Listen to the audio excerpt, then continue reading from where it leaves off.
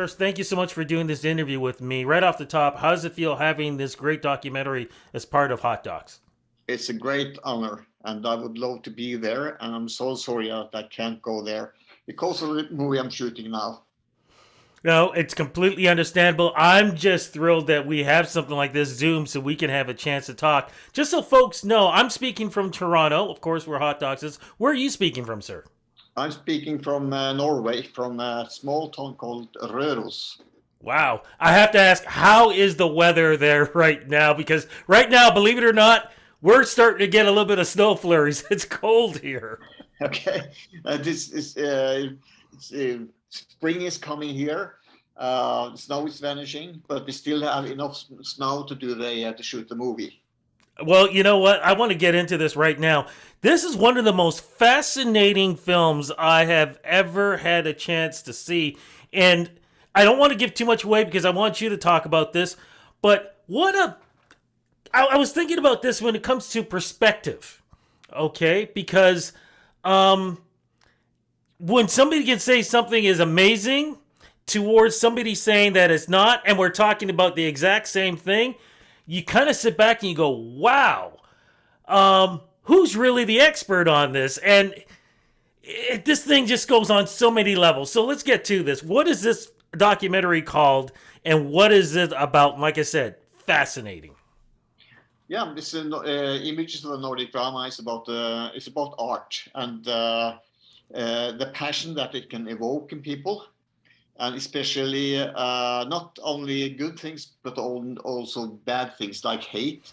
Some of the people really hate those paintings, while others just love them and say that this is like an art of a genius. And I find that fascinating that the same people, the same images, the same paintings can create so different feelings in people. I think that that's something that the art is all about. So, can you tell a little bit more of the story? Because these are paintings that were found accidentally. Well, not accidentally, but they were stored in a barn and Mm-hmm. was shown to an art collector, who's the main character in the movie. And he took, and he was so, when he saw those pictures in his old barn, he was so fascinated, and it was a physical reaction that he got. He told me that he started to sweat, he started to get really hot, and he understood immediately that his life was changed forever. So he decided to take care of those images, and he did.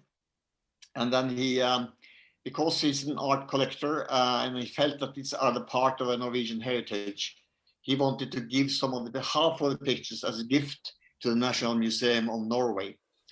And they look at the pictures and they just hate it, all of them. And the truth is that they told the people who really owned the people in the first place to drive them to the trash, to the place where the trash bin place. And they were, of course, very depressed by that because they thought that these pictures are really great. So that's where where the situation starts. Is the Norwegian elitist decision makers hating the pictures, and this one art collector is just loving them. And he was like kind of losing. And then a person from Germany turns up who's interested in art in general. He saw the pictures and said that, wow, these are really masterpieces. I would like to bring them outside Norway.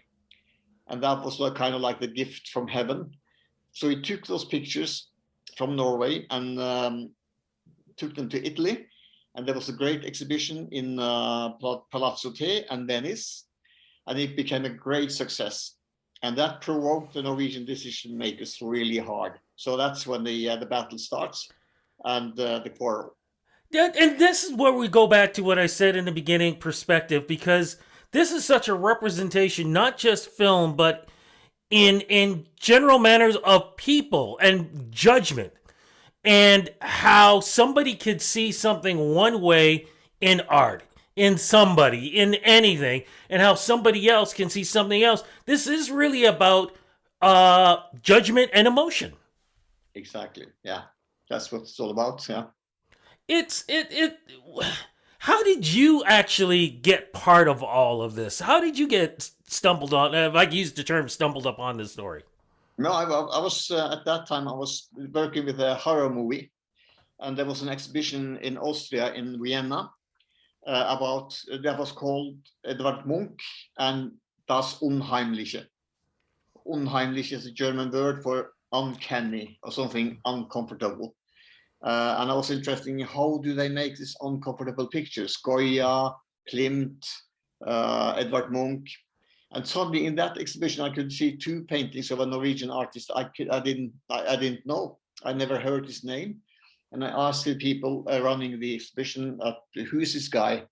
They said he's a Norwegian painter. But I said, I never heard of him. Did he do other paintings as well? And then they told me that there's a big exhibition of Axel Waldemar Johannessen in Vienna.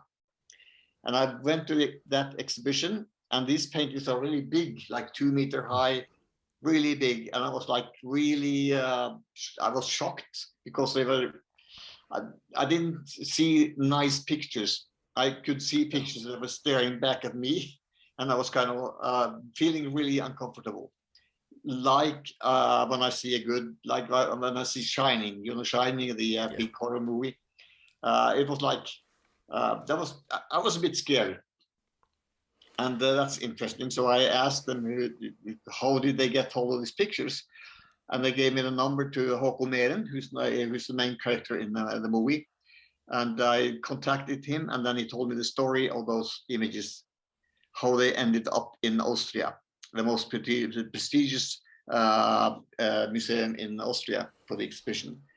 And then he told me a very interesting story. It was so amazing that I couldn't believe it was true. So I had to do a lot of research to verify all those things, and they turned out that everything was true. So I asked him if I could make a movie about his experience, and he said, "Yeah, of course." So that was a start. It happened in 2016. It took 5 years to shoot the movie. And I'm not a documentary filmmaker, I'm a feature filmmaker. And to shoot the feature what I'm doing now, it takes me 2 months. That's all. And then you can edit it like in half a year. You can finish the whole movie like a quarter of a year, or maybe 3/3 of a year. And this took me like 5 years, and it was so frustrating. Yeah, I couldn't plan anything. All the plans that I made was like, I have to change things all the time. And I had a nice story, and then something turns up, the truth turns up. I have to change the whole story again. And so it went. Very frustrating. And I have so much respect for documentary filmmakers. That they have the passion, they have the guts to be there for so long time. It's fascinating. What I'm interested in, though, is how did you get the art experts to be part of this, the ones who said that they hated this?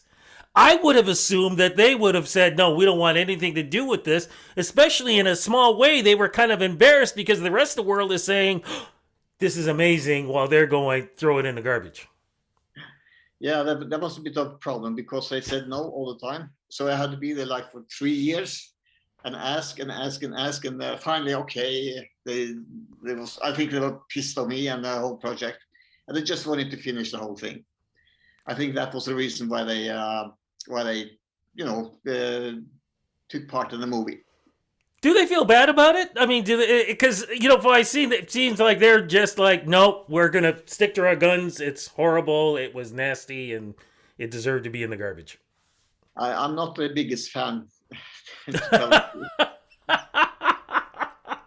Some of them wanted to censor the movie, take off things, and say no to the whole thing, and it was a fight because, yeah, I made a contract with them, so they couldn't. Some of them couldn't pull out, but also I didn't make a contract with them. They pulled out of the whole film. But what does this say, though, about in the past and the future? I mean, I've gone to art shows, and I've seen things where I'm going, okay, is this considered art? The what's the painting? The one with the black background and just the little dot, and that's supposed to be like art kind of thing. So in a lot of ways, who's to say what is art and what isn't art? And are experts really considered experts? And it doesn't matter if it's art. It could be in film. It could be in anything. Exactly, exactly. So that's what the movie is all about: is how do one get into the museum, and what is great art? I still don't know, but I can understand the process, because what I learned with doing the movie is that if you have enough money, you can get your paintings in anywhere where you want. There So, you go. but if you don't have money, then there's no way you can get in. My friend, you have definitely opened up some doors. I hope people really get a chance to watch this because, like I said, this is fascinating. Congratulations. 5 years, but it is complete. It is here at Hot Docs, here in Toronto. I hope people enjoy this and learn more that this just isn't about art. This is about life. Congratulations on this. And thank you so much for doing this interview with me. Thank you very much.